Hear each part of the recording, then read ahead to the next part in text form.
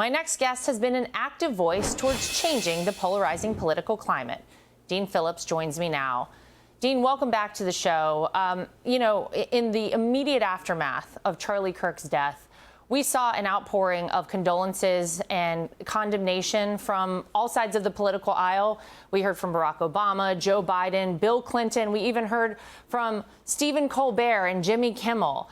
But if change does not happen, that sort of falls on deaf ears, right? If we still have a legacy media out there who is going to villainize people, and we know they did it with Charlie Kirk, we know they did it with Donald Trump, does anything ever really change? No, and Lara, first of all, I'm saddened to be with you today, and I think what you just shared moments ago with your opening is exactly the message the country needs to hear right now. And not only was Charlie assassinated, but a part of our core American principles were also assassinated, and that is that we litigate with words, not weapons.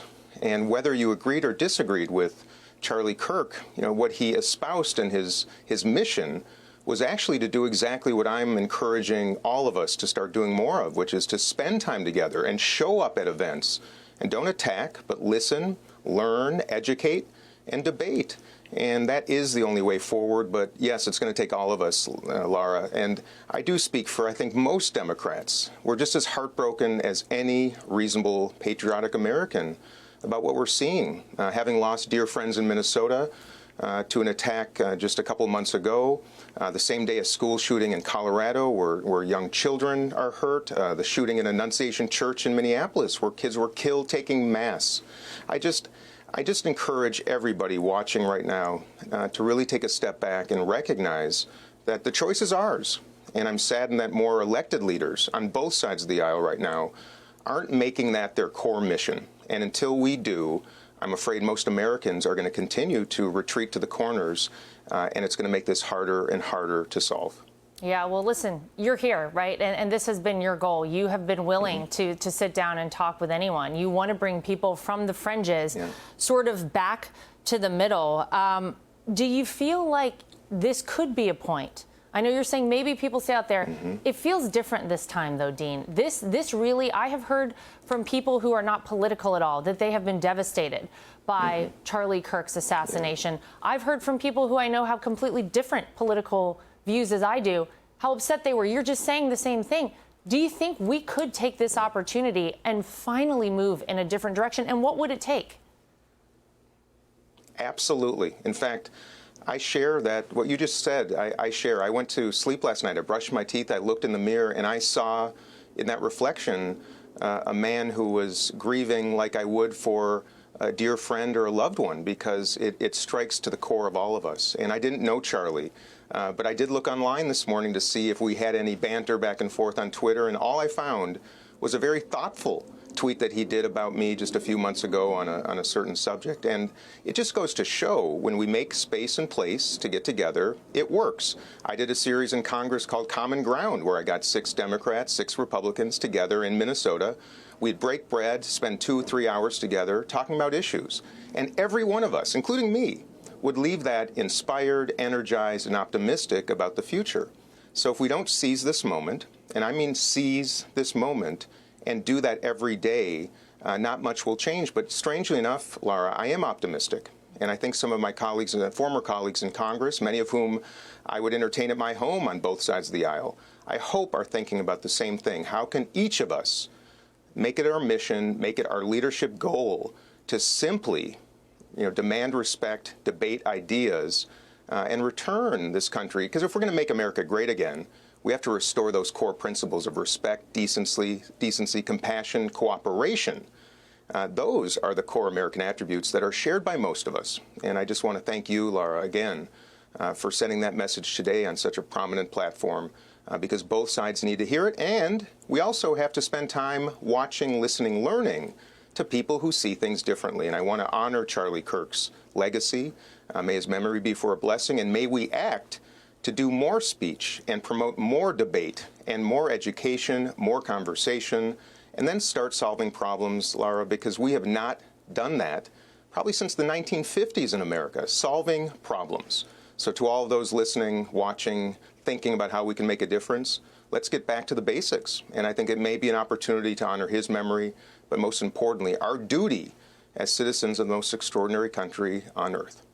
Amen to that. Robust debate, I think, is the road we need to take in order to get back down that path. I want you to take a listen very quickly to Chuck Schumer here. Listen to what he had to say after Charlie's death. Political violence is the enemy of democracy, and we have an obligation on all sides to fight it at every turn.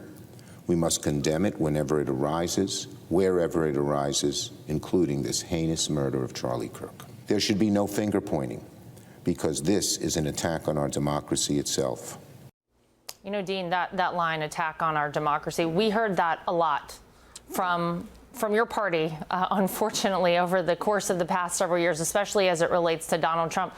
This was an attack on someone's First Amendment freedom of speech. Charlie Kirk was assassinated for speaking his mind. I hope that people understand that. I hope that is why this has shaken us so much. Do you think even Chuck Schumer, Democrats, people who totally disagreed with Charlie fully understand that that's why this cuts so deep? I think so. If you just look at, again, back just in the last couple of months, Lara, between this assassination and the assassination of Melissa Hortman, my friend in Minnesota, who was anything but a rabble-rouser or deep partisan. You know, these are two examples that really hit close to home for anybody in public service, aspiring to public service. And I think the answer is yes. I really enjoyed the remarks of Scott just moments ago about encouraging people to participate now. We cannot let this assassin, no matter the motive, no matter the ideology, cannot let this person stifle or chill future generations of public servants, more Charlie Kirks and people on the other side of the aisle who want to get in front of students to listen, learn, debate, challenge, educate. You know, this might be a national moment that if we do it right, we can look back on as the moment that we got our act together.